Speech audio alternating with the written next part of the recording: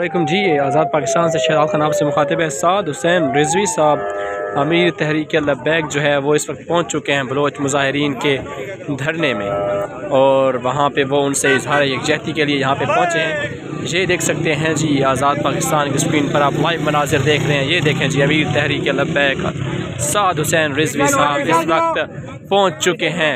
ये देखें ये देखें जी, ये देखें जी,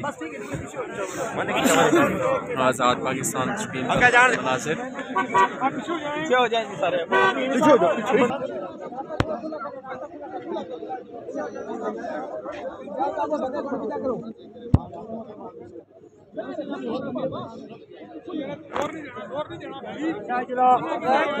भाई बाकी पीछे हो चलो यार।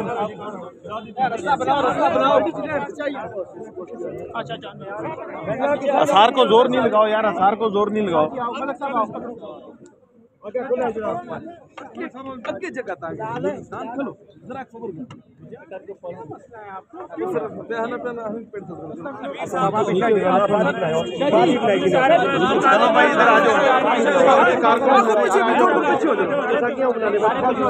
आज भाई अपने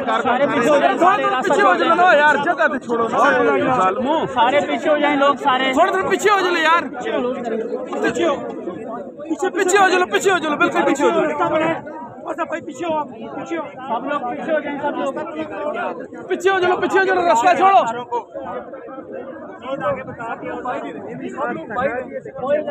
आदमी अंदर नहीं आएगा, सामने पीछे बाहर आएंगे, कारकुन अंदर नहीं जाना। फिर आपने वही बात किया, 1 घंटे से आपको समझा रहा हूँ।